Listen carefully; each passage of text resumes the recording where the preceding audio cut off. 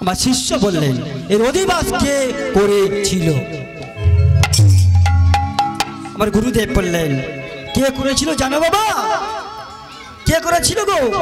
শুনুন আস্তে আস্তে। ওই না বাসুদেব নরোত্তম ঠাকুর রায় পদ লেখে, বাসুদেব নরোত্তম ঠাকুর রায় পদ লেখে,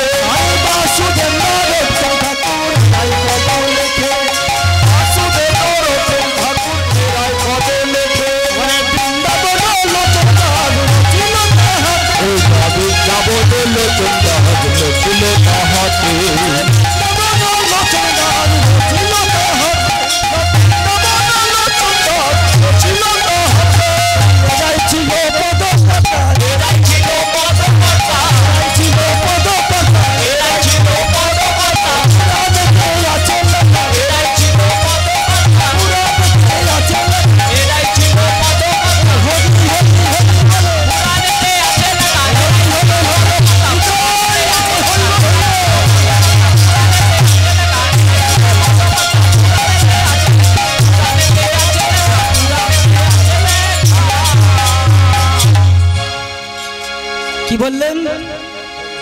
এর অধিবাস হলো কে করেছিল? বাসুদেব নরোত্তম ঠাকুর আর বৃন্দাবন দাস আল্লোচন দাস, এই হরিনামের অধিবাস তারা করেছিল। তখন আবার জীব শিষ্য প্রশ্ন করলেন হে গুরুদেব, এই যে হরিনাম, এই হরিনামের গুণী কেমন ভক্ত আছে যে তাই মৃত্যুর হাত থেকে মুক্তি লাভ করেছিল? আমার গুরুদেব বললেন শোনো বাবা কে করেছিল জানো? ওই না সুবোধ নামে রাজা ছিল অবন্তী নগরে, ওই না সুবোধ নামে রাজা ছিল অবন্তী নগরে, সুবোধ নামে রাজা ছিল অবন্তী নগরে, সুবোধ নামে রাজা ছিল অবন্তী নগরে, আর সুশীলতার পদম ছিল পুরাণেতে বলে, ওই না সুশীলতার পদম ছিল পুরাণেতে বলে, সুশীলতার পদম ছিল পুরাণেতে বলে, সুশীলতার পদম ছিল পুরাণেতে আছে গো, পুরাণেতে আছে গো, পুরাণেতে আছে গো, পুরাণেতে আছে গো, সুশীলতার পদম ছিল পুরাণেতে আছে গো, সুশীলতার পদম ছিল পুরাণেতে আছে গো, হরি হরি বলে পুরাণেতে আছে গো, হরি হরি হরি বলে পুরাণেতে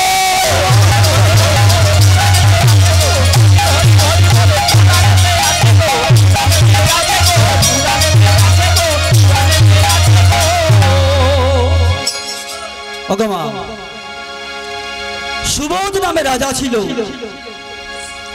অবন্তী নগরী,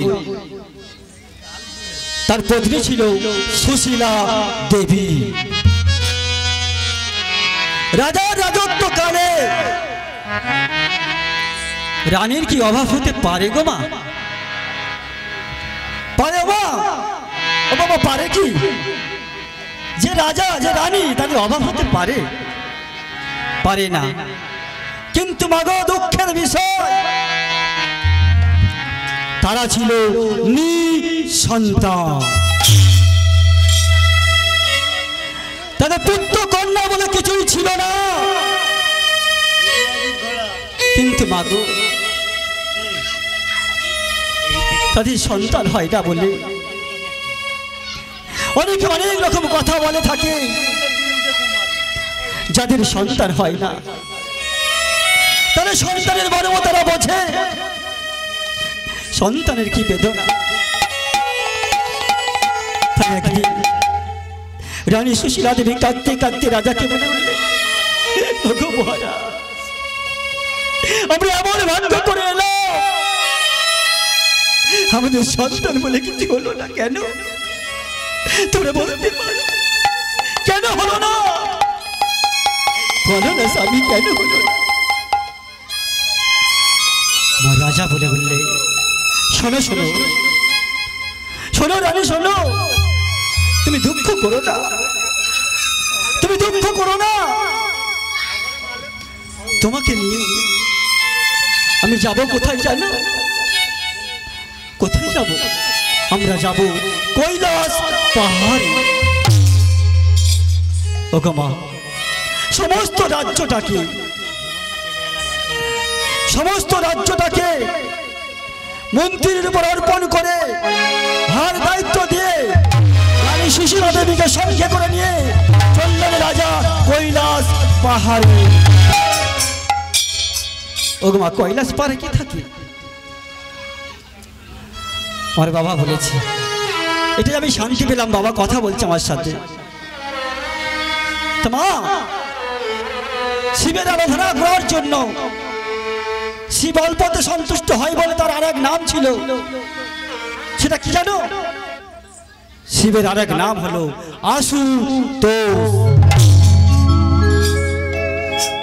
শিবের আরাধনা করার জন্য চলেছে রানী সুশীলা দেবীকে সঙ্গে করে নিয়ে চলছে কোথায়? কৈলাস পাহাড়ে। কৈলাস পাহাড়ে গিয়ে ডেকে উঠলেন শঙ্কর।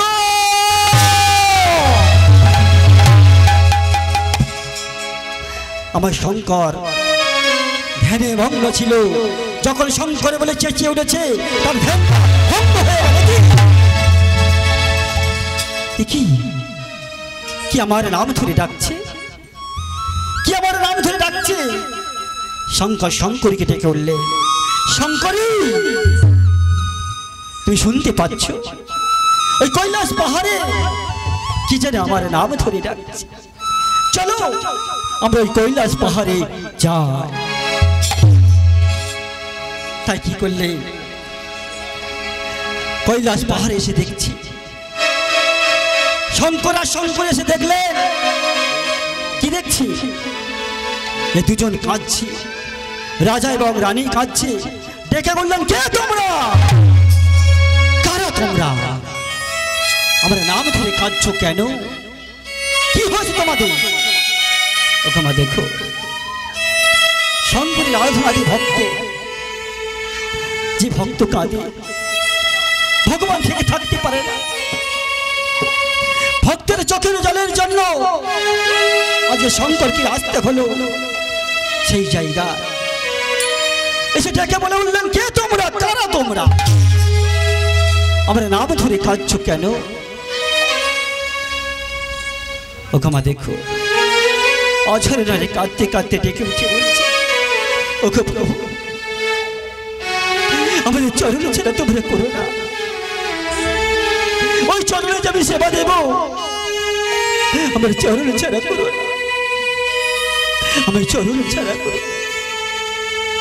অঝরে নারে কাঁদতে কাঁদতে রাজা রানী সুশীলা দেবী আমার চরণ ধৈর্য করে দিচ্ছি। আবার প্রণাম, এটা কি প্রণাম করে করে বলছি, ও নমো শিবায়, ও নমো শিবায়,